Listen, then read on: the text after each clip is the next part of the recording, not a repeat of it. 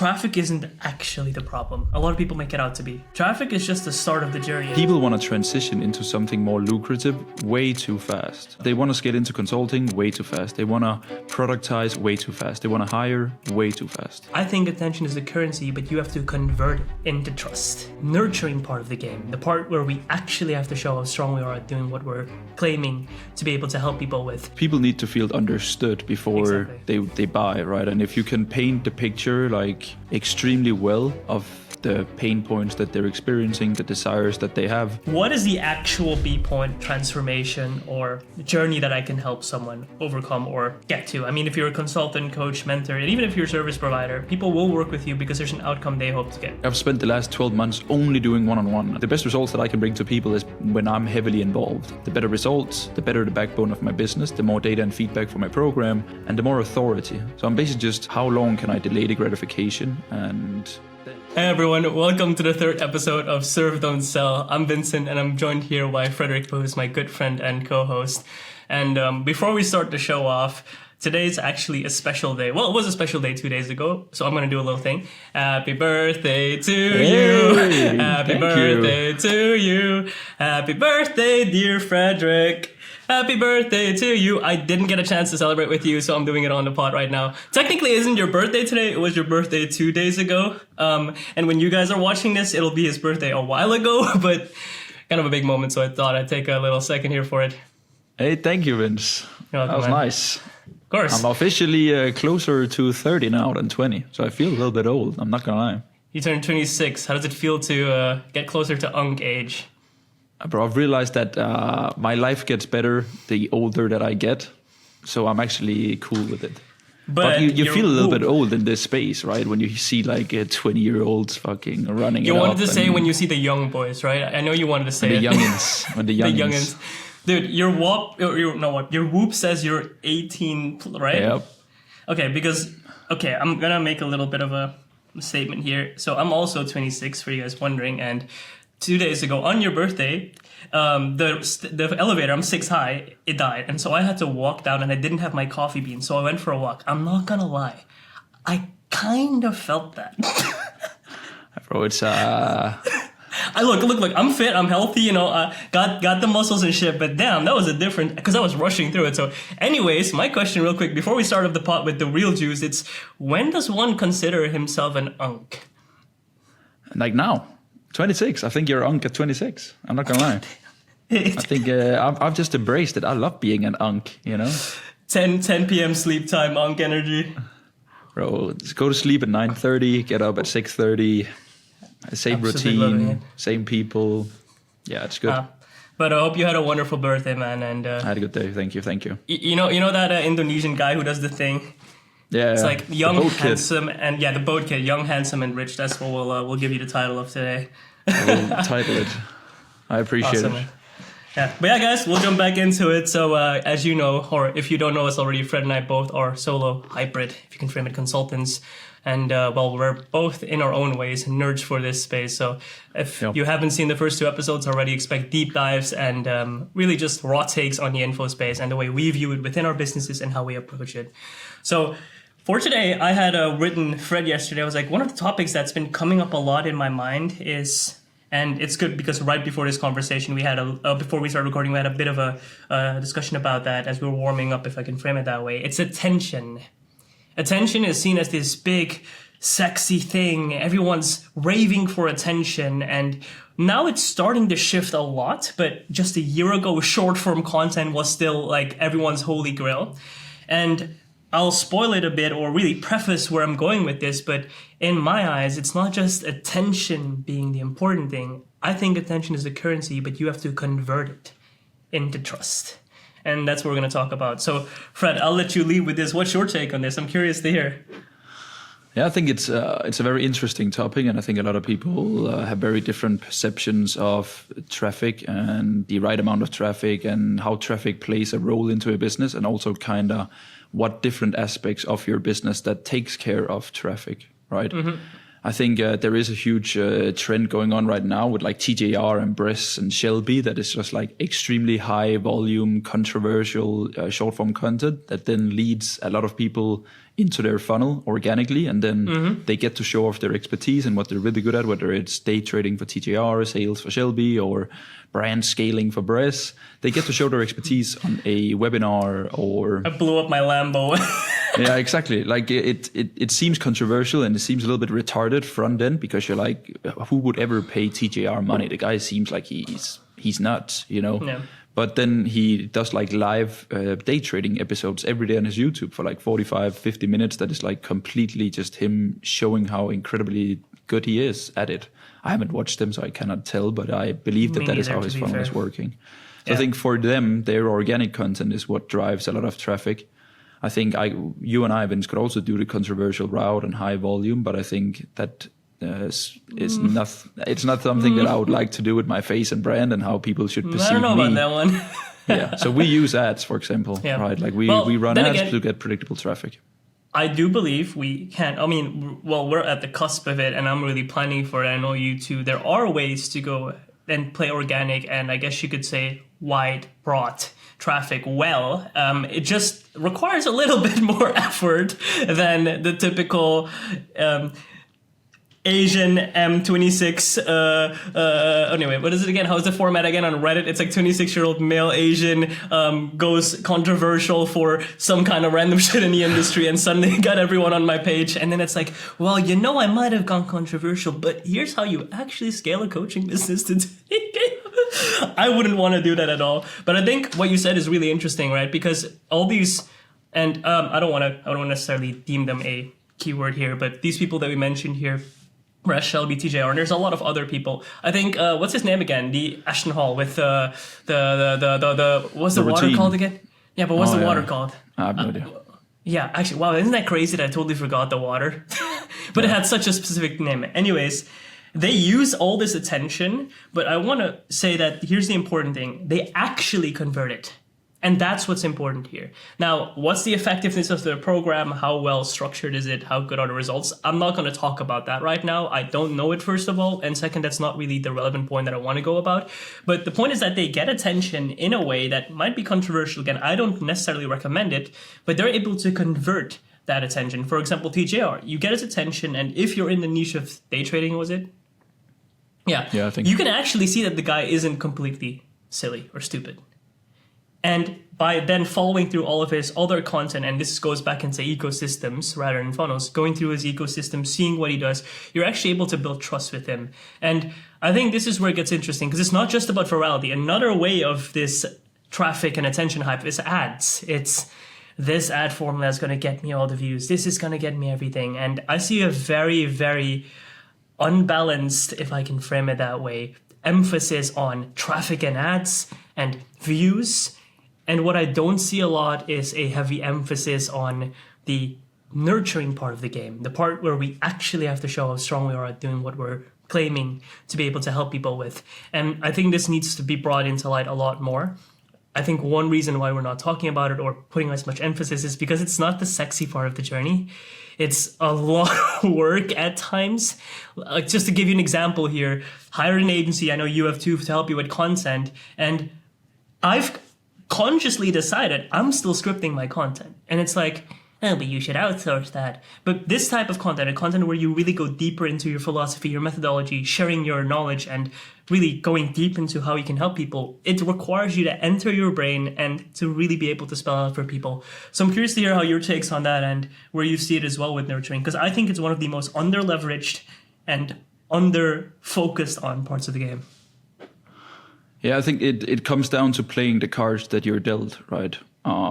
Because like TGR and these people that build their businesses on incredibly large volume, they convert a way smaller percentage of the leads that they get through, the attention that they get, than you and I. But it's the game that they've decided to play. You know, it's getting millions of views and then converting 0.01%. Whereas you and I, like if we run ads, we would like to convert at least like 1%.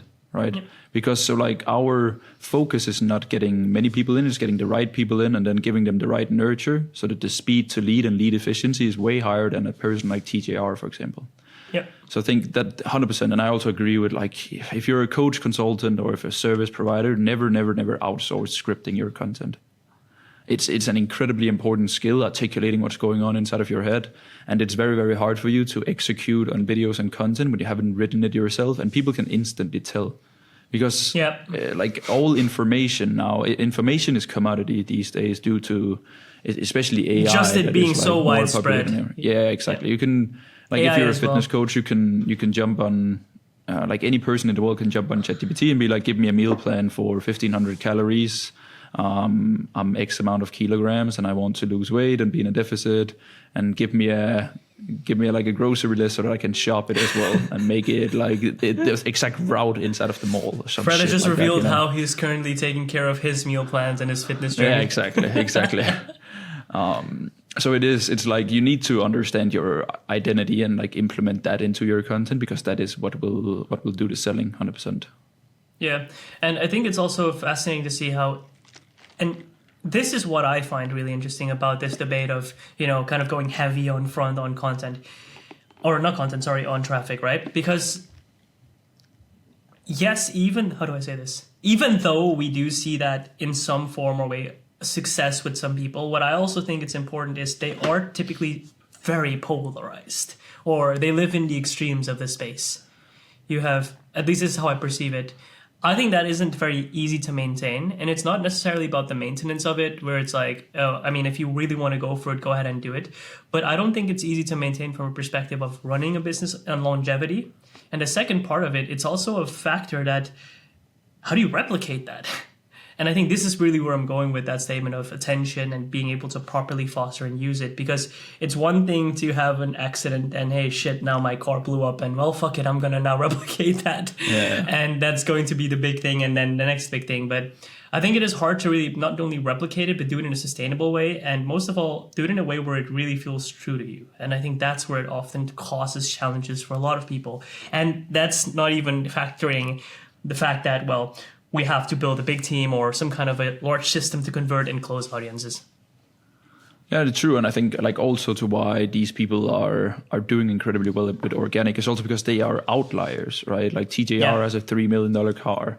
Shelby Zapp has a lake house in Miami, and Bress has 4 cars at this point, and PJs and crazy lifestyle, and also hangs around with people that also has a very familiar space in the online space. So they're kind of like attention hacking each other all the time, but also hanging out. So it's like a big circle of these people just like taking in all the attention. And then obviously they're also selling to beginners, right? And beginners are typically incredibly driven by that goes back to what we said outcome. Last time with outcome.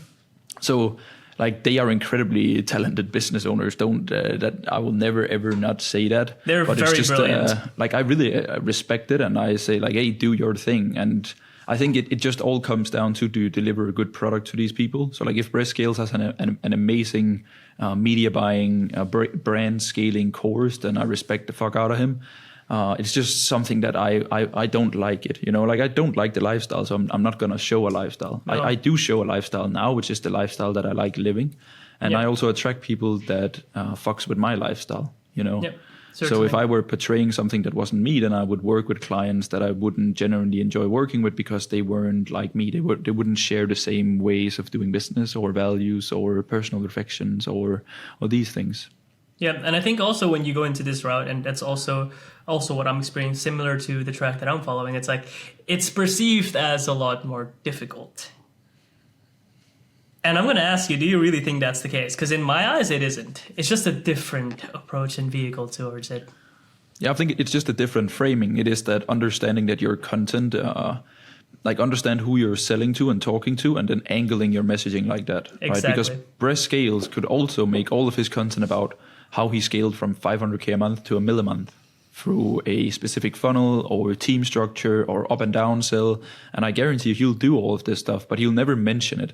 Because his audience is beginners, like how to get your first clients. Remove these limiting beliefs for making money online, or you have to change the way that you see yourself before that you can actually see the change. Like it's very, very beginner stuff. So I think everything is just framing, right? It's also when I, for example, if I were to use your case in my marketing, I would probably frame it as how Vince went from a burned out agency owner doing 30K a month to now making 100K in July, by being a hybrid consultant running a digital coffee shop, right? If I was selling to beginners, I would be like how Vince went from 0 to 10K in 4 months by starting his own marketing agency.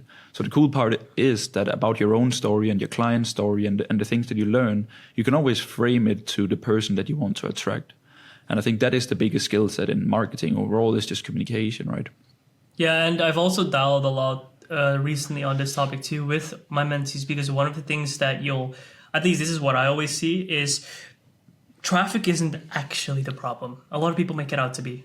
Traffic is just the start of the journey. It's just, okay, well, how do I optimize? And you can choose between ads. Some people do see organic success, which is amazing.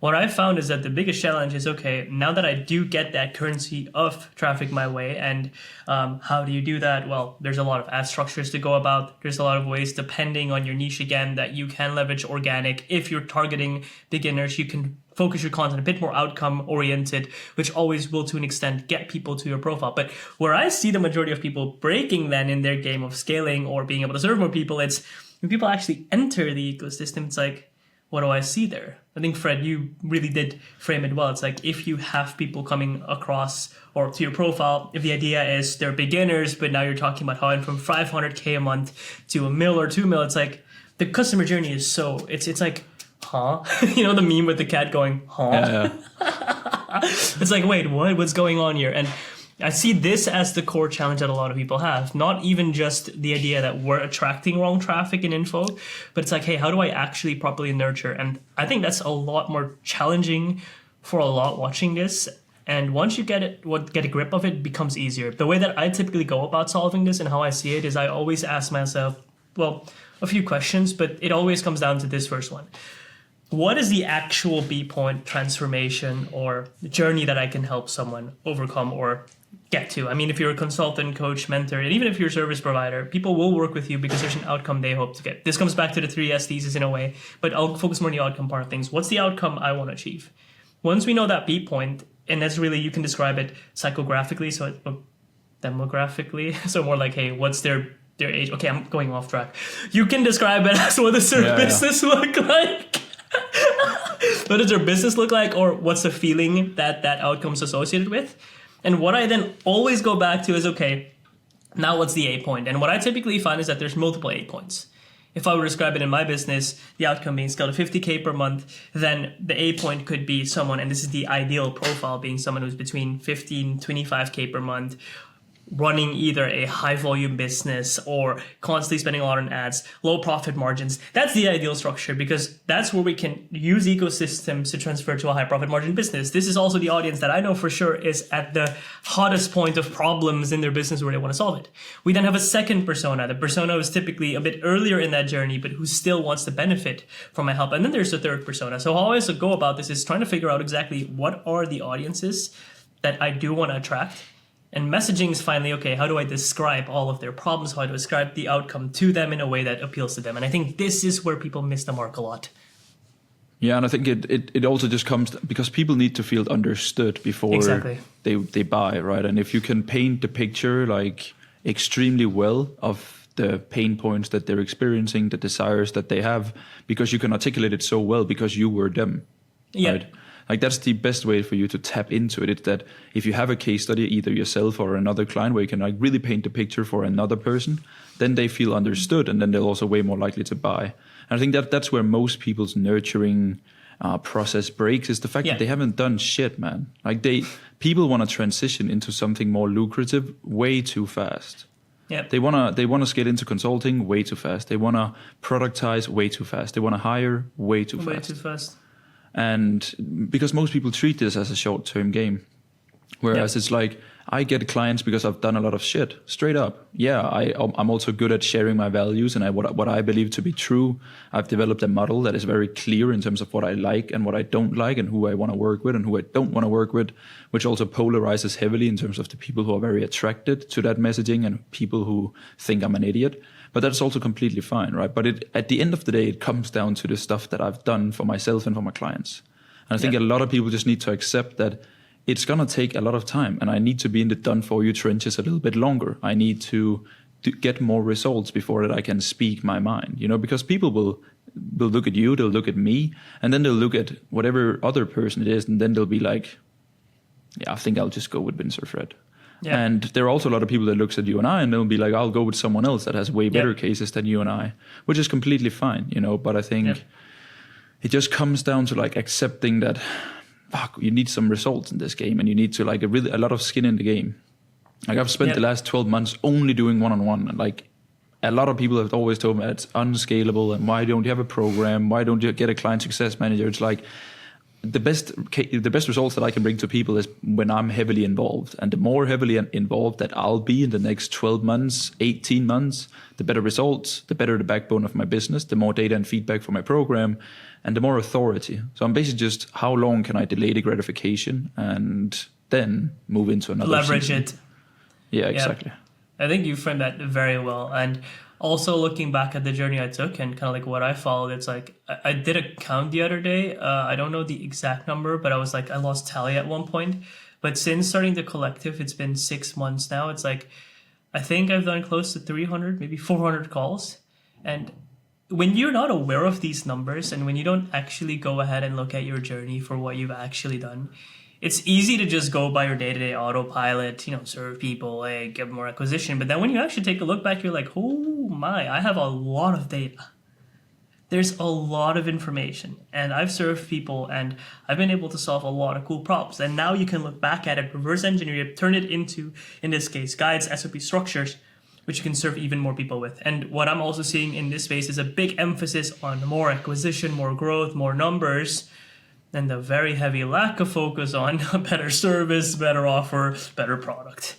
And this kind of comes together because it's sexy to say up front, and I think we talked about this on the first episode, it's really sexy to say, hell yeah, let's get way more clients in, numbers come up, PIFs every month. I made 100K revenue or cash collected when in reality only collected 40K, but it was actually revenue for... I'm shading but it's here. True. Yeah, because it's so sexy to do that, to get more clients. Except when you then get clients, hey, you still got to serve them, and that's where the ball breaks, or that's where the game breaks. Yeah, like 99% of the content on the internet is always how to scale, how to make more money, how to get more bookings, all of these front-end things that is very, very tangible and easy to understand. And then there's like 1% content that covers, now that you've gotten rich or now that you have a good business, how do you maintain it, right? The same with like how to blow up and build a personal brand, but there's never any content like how to deal with having a personal brand or being famous, Yeah. So it's like I think there is a very, very large opportunity in like understanding like your business so well that you can create content about how to deliver good results for clients, how to increase lifetime value, how to position yourself for longevity rather than short-term cash. Because a lot of people will, and that's very natural, right? When they fix their acquisition problem, they get another problem, which is retention or LTV. Yeah. And most people just only focuses on front end and then forgets back end. But then when you learn back end and front end, then it's basically, thanks for playing the game, now it's game over. Now you can just stay consistent and focus on dialing in your efforts. And I'll go back a little bit and backtrack to the attention game here, because we obviously covered, okay, like attention's one thing and getting it is important, but I think another thing to talk about is how do you convert your attention to trust. So we touched on not nurturing, we touched on, what is the word here? The way you actually structure it, the way you go about talking or transformations you help people with. But my question to you, and I have my take on this too, but I'll ask you for yours first, is how do you actually get someone's trust on the internet? I think that's the golden question these days. Because as you all know, or if you don't already, we're in a trust recession right now in the info space, or well, in the internet space, because quite literally everything's fabricated and somewhat made, like we talked about earlier. So Fred, how do you think we go about that these days? Actually getting a stranger to trust us? It sounds silly to say that. Well, I think first it's about getting the right strangers in, right? So like the first impression that you make with people heavily matters. I think a lot of people neglect the first impression because they don't think it through. But it is like you shake a guy's hand at a party and it's like the first time you meet, like that impression matters a lot. I don't have exact numbers, but I remember that first impression is incredibly important. I think I had like a psychology class back in high school where we spoke about like how it was like 80% of the perception of a person was like the first time you met them. Oh, which is like yeah, crazy, I don't know the right? number like either, but across. yeah, your first impression does matter a lot for. Like it matters this way actually more. Is statistically proven. Like, yeah, it is like it's like how you like resonate with a person or like them, or it is just first impression. Like so first. get the right person in, and then it just becomes, I think it's just a matter, first of all, it's a matter of time, and not in days and weeks and months, but like time they spend with you. It can be through DMs, right? You chat with the person that you just saw on an ad or an organic piece of content and learn more about them. And that is, of course, the most intimate way. It's that one-on-one time, either through DMs or on a call. Then, of course, it can be content assets, so that you sit down and consume longer pieces of content from that person that you want to build attention with. That's how I build the trust with the majority of the people that enters me as clients, right? There's stories, there's day-to-day life, there's like all of these things. So I think time is pretty important, that you have content assets in place where people can get to know you. Because yeah, getting traffic is cool, but if you don't have anywhere that they can then be nurtured and spend time with you, then the traffic is kind of useless, right? And then what actually happens, I call this the bucket theory. Yeah, that's what we're talking about before we started recording. Actually, I'm gonna go and do the thing. You know what thing I'm gonna do? Screen share for all the people that are listening. They are cooked now. We can't screen share. I'll make it visual. So this is how I've depicted it, and this is part of also what I'm working on back. Oh, this is a typo.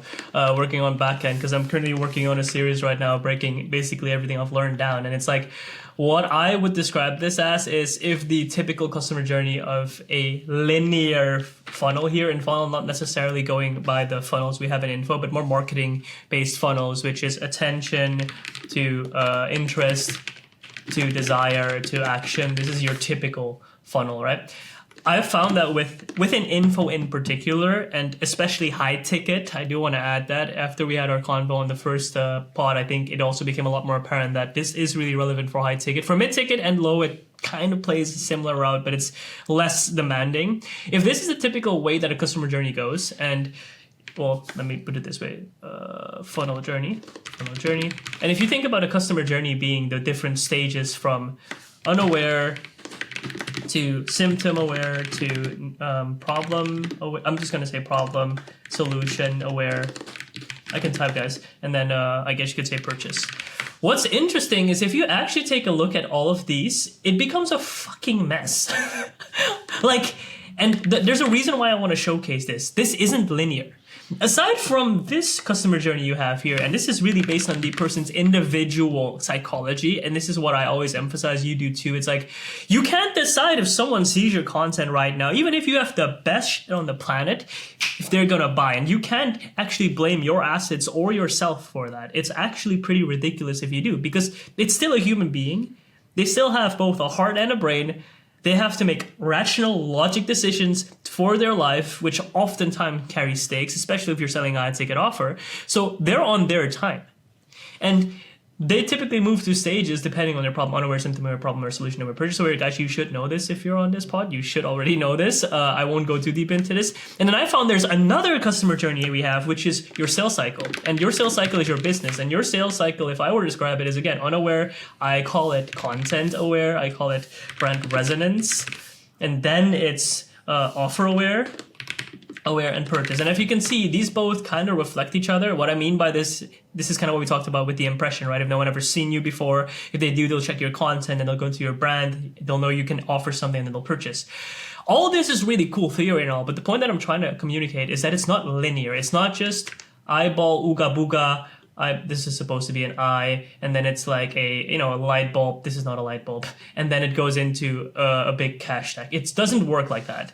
And the way that I've depicted it from the perspective of ecosystems is I've broken it down like this.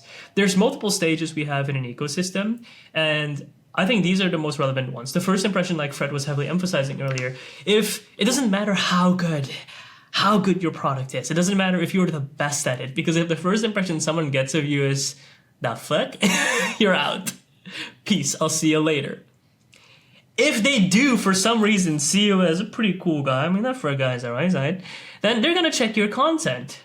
And that's on your ecosystem. It could be YouTube, it could be Instagram, it could be anywhere. And this is the key. It could be anywhere. So be a little mindful of what you're posting online and what you're saying. You don't want to be the next hot topic of some kind of a controversial bullshittery, because that also does slander the impression you get. But yeah, they'll check your ecosystem. They'll see, hey, is this something that I actually can consider? And if your ecosystem, the profiles you have don't reflect the value you can share, then you break it again. Now, if they actually check it and it goes, hey, okay, this impression is a check, they'll move down to actually being nurtured by your ecosystem. And this is the journey that can take time. Now, I do want to add to this, this can be perpetuated. What I mean by this is, if you have 2 content pieces about problems or specific issues that your audience has, it's going to take a while for them to really develop, more depth and to understand it deeper. But let's say you have a series, or you have 15, 20, 25 videos all breaking down different angles of the problems and how you view it, your philosophy, and how you solve it. Well, before you realize, people's journeys, as I framed it here, their own customer journey, it's just being sped up. And this is where ecosystems come in. What I want to emphasize here, you can, to an extent, have individual conversations with every single human being that enters your ecosystem in DMs. I used to do that at the very start. You can have an individual conversation, inform them about every problem, but that's not scalable. And yes, you could hire a DM setter, but then you're going to start managing a big team, and you'll have to have very highly aware, educated, skilled setters, and that's a whole different problem here. But with the ecosystem, at one point, if they do progress from seeing your content and going, hey, this is really interesting, so now asking the question, hey, Fred, how can you help me? We enter the first sales impression. And this is not to be overlooked. Because if the impression they get of you, coming from an ecosystem where you presented yourself really well, and the first impression they have of you inside of DMs or in a conversation with you is you're an asshole, then you break the journey again. And let's not forget, after you actually succeeded at selling, you still got to serve them.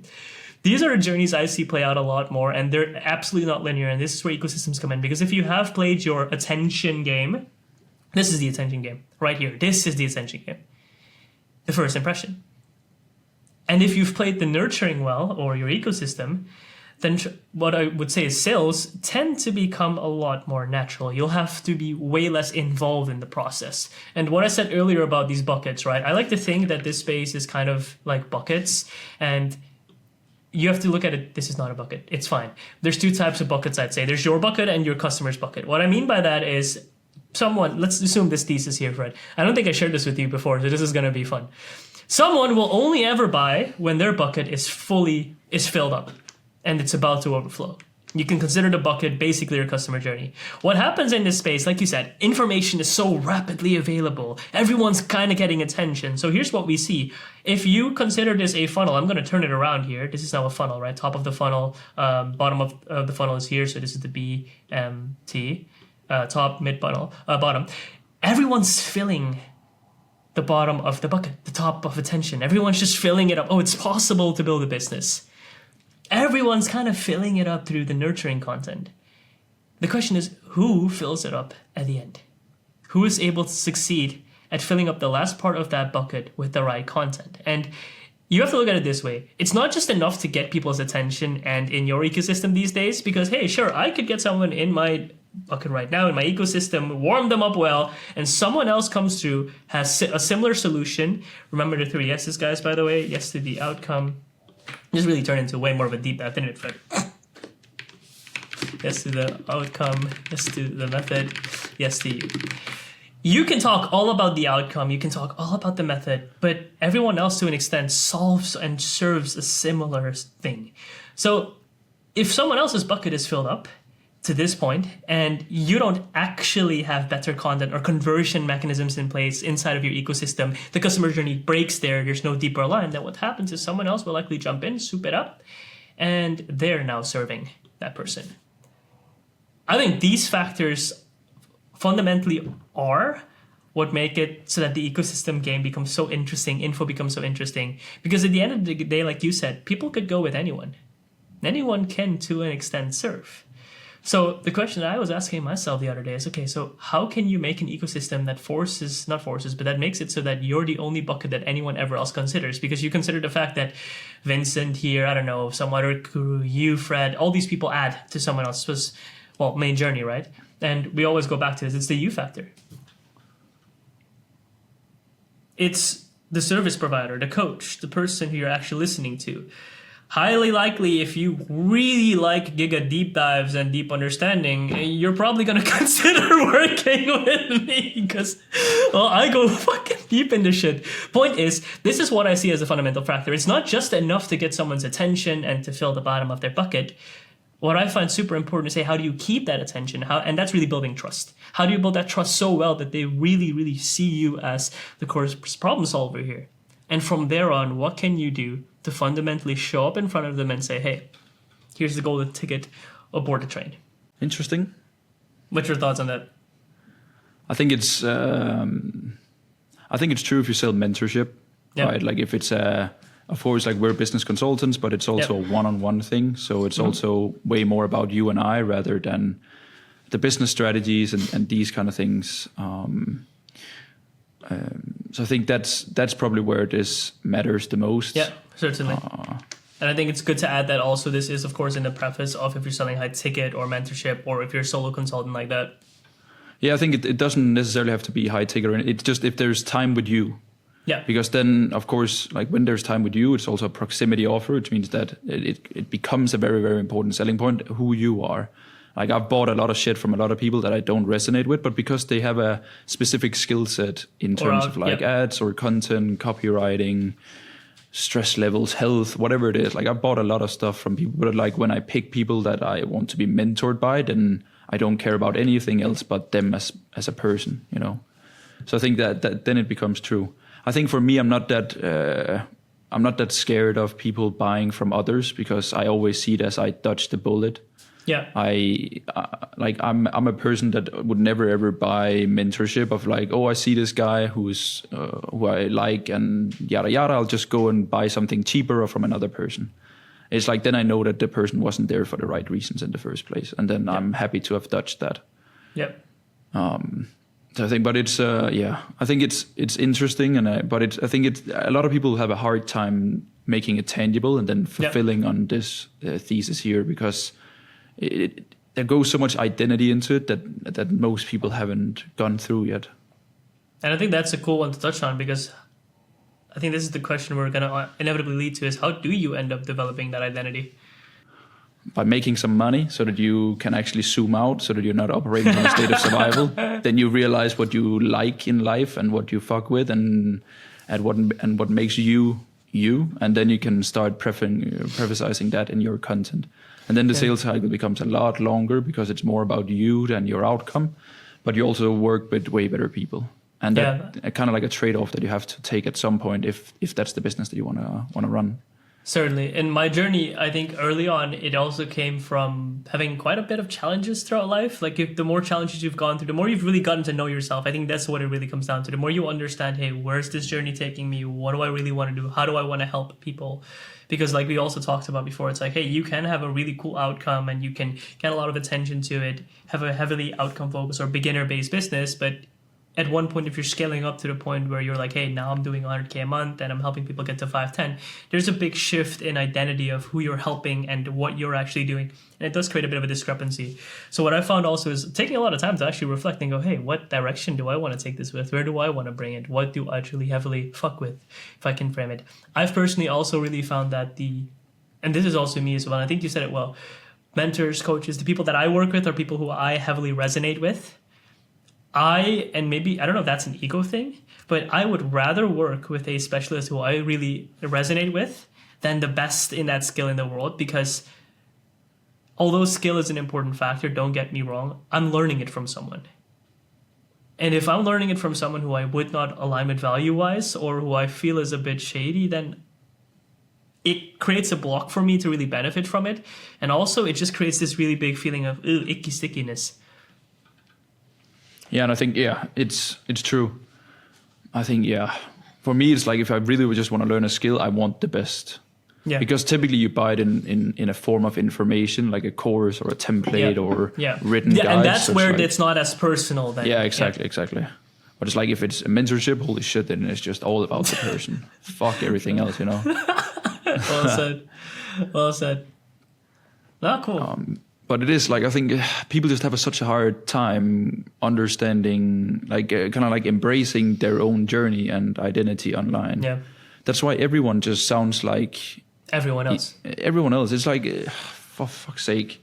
Like, like ever since I started, for example, mentioning ecosystems in Denmark, I think there are 10 people talking ecosystems now. That's crazy. But none of them have gone through what I went through with Short Form Society that made me create the digital coffee shop, which is built around ecosystem and shares all of those philosophies.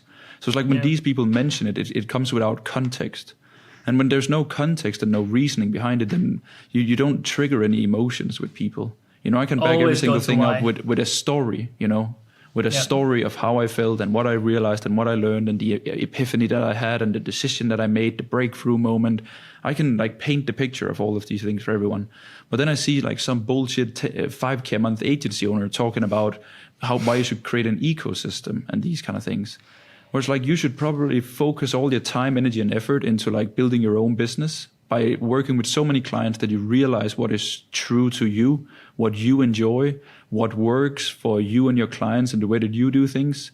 Spend 6 months coming up with something of your own instead of fucking ripping me off. Because when you sell the same shit as me, everyone will buy from me because I was the guy who made it up in the first place, right? So you're just it's kind of like copy. Ripping off. Yeah. Yeah. And I say this out of love to these people and because I get a lot of people that send their content to me and be like, hey, this guy's ripping you off again. Or he's using your tracker. Or like, this is the same copy that you use. And like, I always say it out of love to these people because it's like, I would hate being known or being like when people heard my name that people are like, associating me with someone that copied others or these kind of things. I'm like, bro, just make up your own shit, Like, what have you done? What client case studies do you have? What is like a core part of your identity growing up or core moments that has like shaped you into doing things in a specific way now instead of just ripping others off?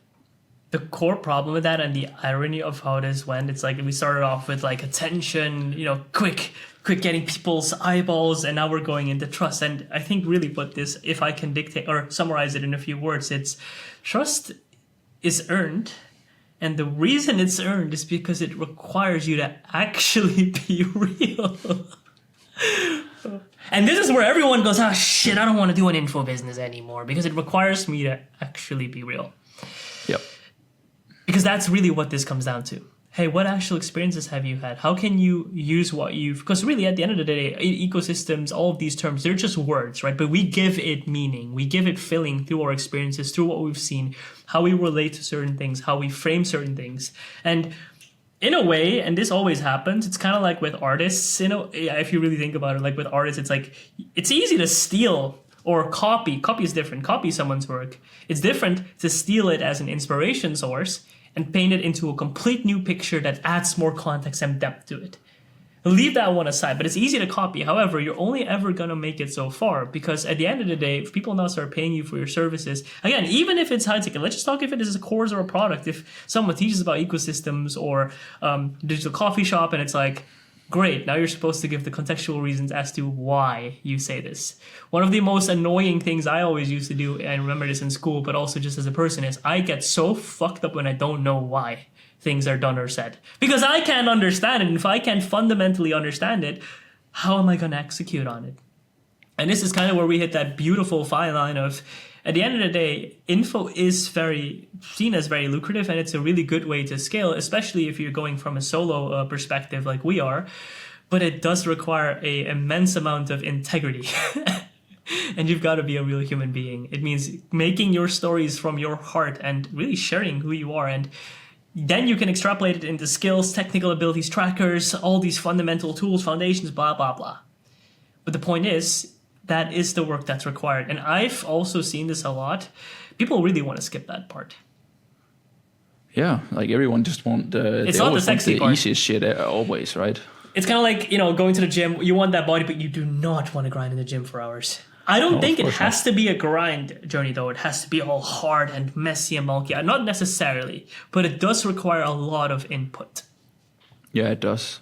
And I think it has to be hard too, because it's what puts stuff into perspective, and it also what kind of like gives you the foundation of gratitude or realizing how hard it was to get something, so that you want to keep it. But it is about fixing. Like I think a lot of people would have a way better business if they just accepted that it would take them 3 to 5 years to build something that they were really, really proud of. Yeah. And just like, hey, just come to terms with like build your savings account in a way and your lifestyle where it's like you can current MRR, current profit, whatever it is that you measure your business on. It's like, hey, it's gonna take 3 to 5 years, and let's run it up. You know. Yep. And I think that's also the best way to run it. Like, and knowing exactly what numbers you're going for, knowing where you're putting your money, knowing how you're actually stabilizing it. And for me, most of all, is having the peace of mind going, okay, I can chill for a year or two. And it's not, I'm not gonna chill. Yeah, I'm not gonna chill at all, by the way.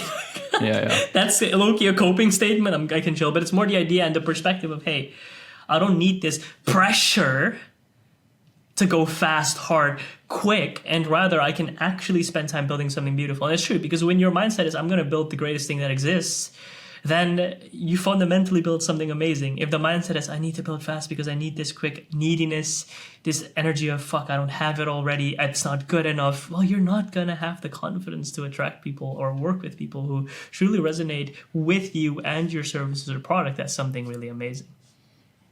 It's true. Yeah. So a lot of people fuck. But it's also hard, right? When you've been told that it was easy on the other side of the road, and then that's the perception that you now have. Okay, maybe I got really lucky then, if I frame it this way, working with you. Haha, little segue there. Maybe I got lucky hearing that perspective, but I never really perceived it that way. But then again, it really comes down to a lot of, partially also your own awareness. But then at the same time, it is like, I could imagine if you're fresh walking into this space, 15, 16, 17, 18, 20, and you see all these boys in their cars doing these things with their watches, and you're like, oh, did it in a year. And they're like, I'll show you how to make that money in a year. Then the conversation changes and your whole idea becomes, oh, this shit's easy. You put so much pressure on yourself. You forget perspective of things. And it's kind of how it plays out, really. It is, and I think it's it also very much depends on the person and how they interpret it. Like, even though that we, for example, in my previous coaching business, tried really hard to emphasize the fact that it was hard, you would always end up with people who believed it to be a lot easier. And I think you cannot you can do everything right in your communication, but there will still be people who interpret it the other way. And of course, people can say all the right things, but their actions typically determines their real self or reality. And I think it just comes from everything else that you've done in life, right? Yeah, I played a lot of football, experience. and it was like the hardest shit ever to be incredibly good at football and run that up. And then it was like, no, I'm retired. I'm running a business now, bro. I don't have time for anything else. Retired at 26. Yeah. And I'm messing with you. Yeah, go ahead. He really has hit Unk energy. I bet this boy goes on the field, his knees gonna be sweating. I'm kidding. Yeah, bro, it's like, I'll play one game and I'll be done. So.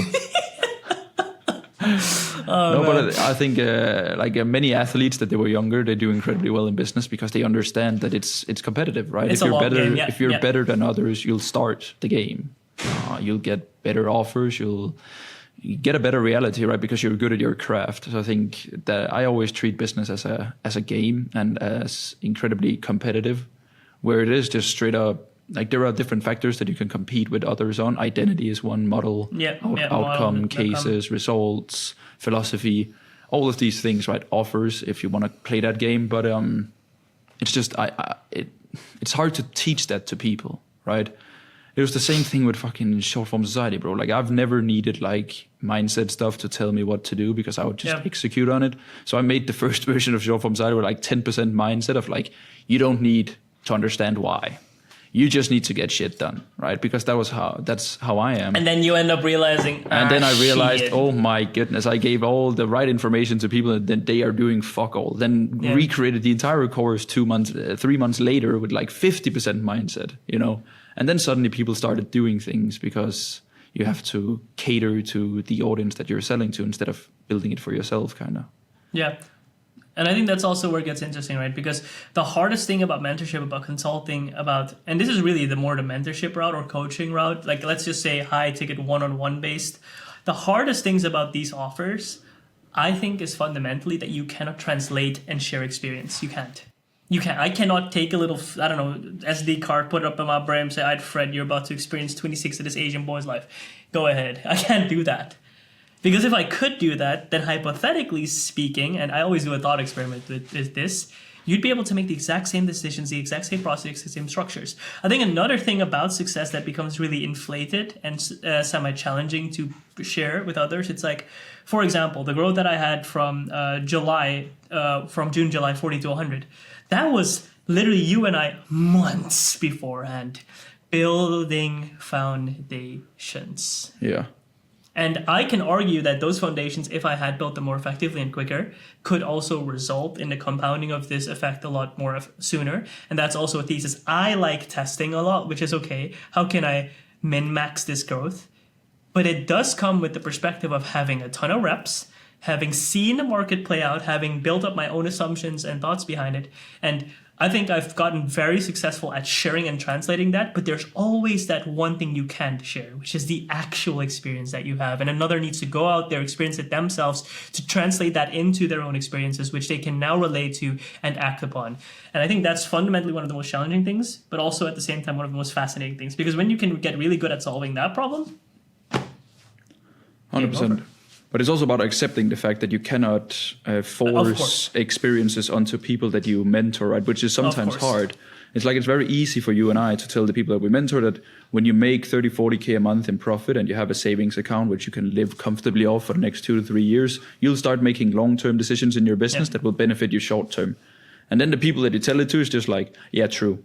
But they will never fucking understand it because they're not in the shoes, right? Yeah. So it's kind of like sometimes you also have to give people their own experiences, sometimes even though that they're even bad, right? Of like they have to learn. It's like you can tell the kid to don't touch the stove, it's hot. Then they'll touch it and they're like, holy shit, this it was is hot. Really an unk conversation. Like, yeah, it is, bro. It is.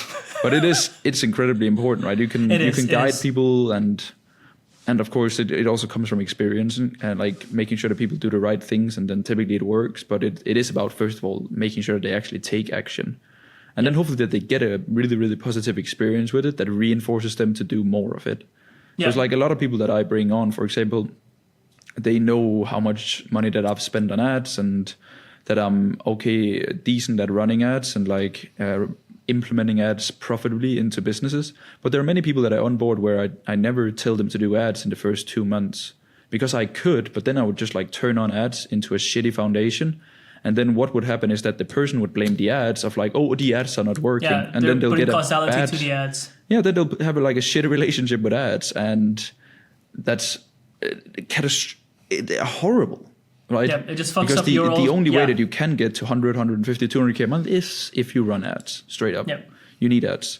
So it's like you also have a responsibility of taking things in its right pace. The best organic on the planet, and the chances of that are 0.00000. Yeah, that's fine. Then go somewhere else and learn. If you want to perfect organic, fuck off then, right? If you want to learn ads and get to where you want to be within the next 2 years, then hit me up. You know? Yeah, exactly. Like it's, I think you need ads. Like all the best people in the world also run ads. You know, if you have really good organic, then just run retargeting ads.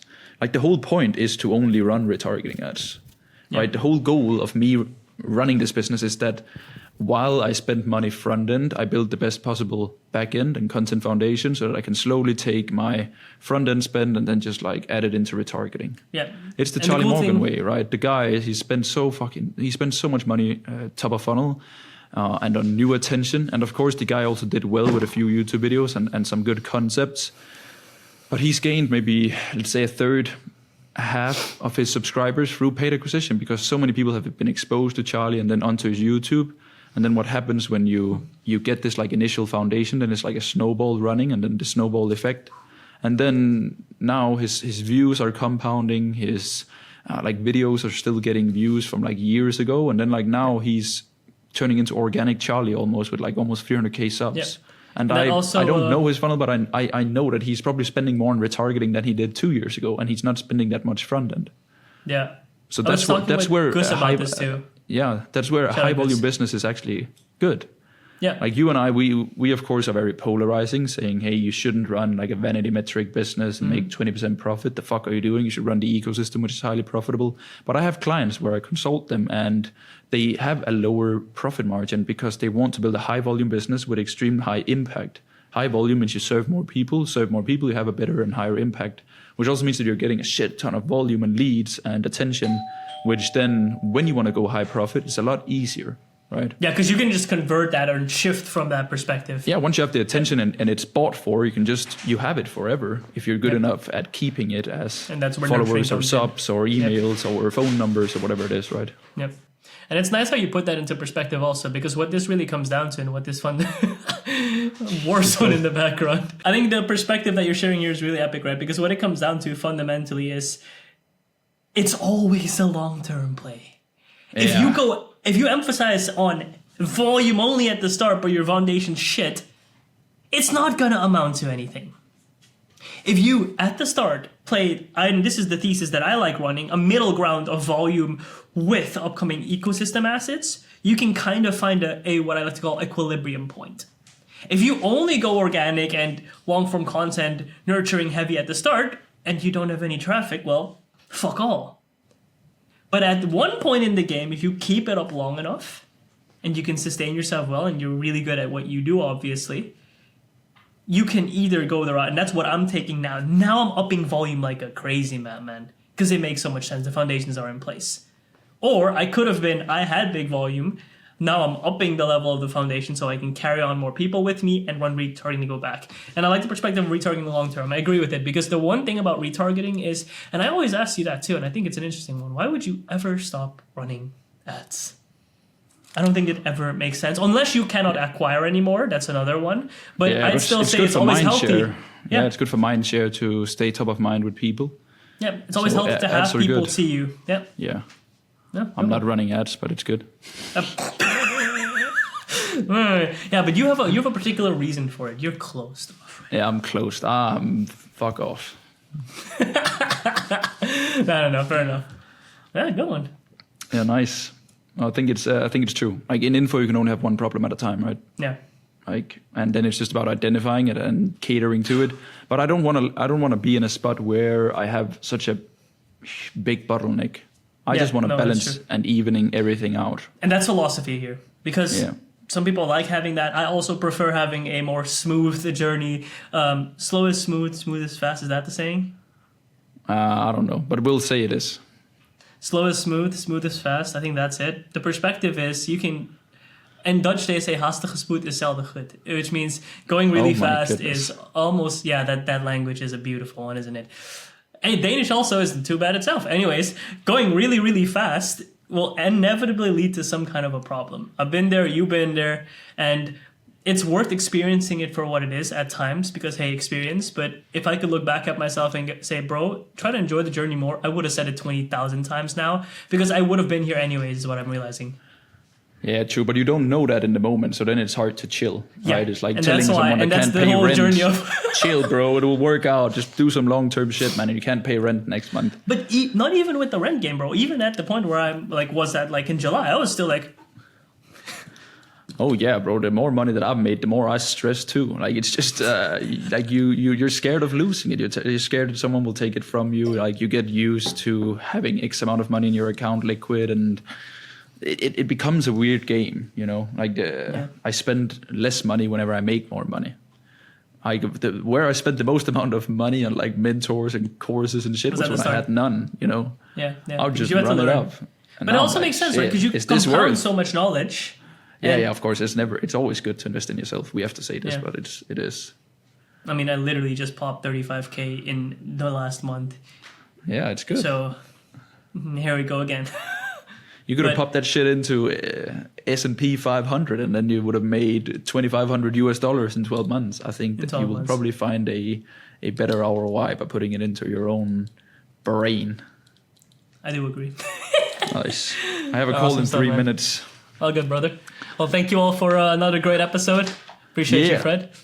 We'll see you guys on the next one. These episodes are going live on Sundays now. I think we said Saturday at the first one, but it's going to be on Sundays. Maybe it will be live Friday. You'll see. Oh God, not the switch. You never let them know your next move. But thanks, guys. Appreciate you. Leave a like, subscribe, and let us know what your thoughts are in the comments, or if you have any questions. And we're happy to maybe cover them in the next one. And if you made it this far, comment. If they made it this far, they have to comment. Just fucking say I made it this far, or like that'd be pretty epic. Yeah. Awesome then we know the retention. That's pretty fun. Awesome stuff, man. Nice. See you guys. Have a good one.